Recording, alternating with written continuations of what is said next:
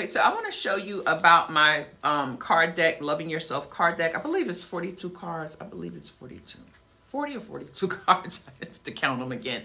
But anyway, this is to help you set proper boundaries. This is something that I use when I'm going through something and I need to kind of, get my toolkit out, get my journal out and go through this. So this way I can stay on top of what I need to work on when it comes to my life, to my self-worth, to things that I want to, achieve in life when it comes to knowing me better, right? So I'm going to pull 2 cards. I'm going to go to the bottom one. So the first one says, recognizing unhealthy patterns.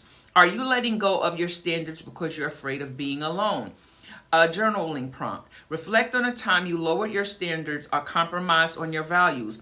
What fear was driving this? How can you raise your standards moving forward? And a lot of times what fear drives us is because we feel as though this person is not going to want to be with us. If we don't keep a standard, or if we don't set certain boundaries, then we have we're going to face the situation where this person may, don't want to deal with us. And our fear is either we don't want to be alone. So we'll lower that standard. And what happens is, if you were watching my video previously before this one, I was talking about karmic cycles. And this is how a karmic cycle starts. When you start lowering who you are, start lowering your values, not looking at yourself as valuable, lowering your self-worth, not having confidence in who you are, you start a karmic cycle. So you will continue to repeat that karmic cycle until you learn the lesson that you are valuable, that you have to understand that being alone isn't a bad thing, because you have to understand who you are.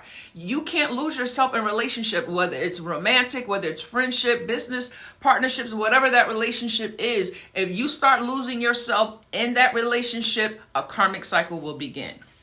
So the next one is emotional dependency. Are you emotionally dependent on your partner for happiness? Journaling prompt. Reflect on moments when you relied on your partner to make you feel happy or fulfilled. How can you begin to take responsibility for your own happiness? It is not your job to make someone else happy. I mean, we come into a relationship and we come in with our own gifts and talents and abilities, and we lift and we build one another up. But if you're looking for a partner because you don't want to deal with your own, self that you need to do, the work you need to do, and you're just, you want to ignore that, and you're just looking for a person to be a placeholder to make you happy because you don't want to deal with the things that, are in your life, then you are sabotaging the relationship. No one should be in a state where they have to feel obligated to make you happy. That is your job and your work to do. So I hope you do it. And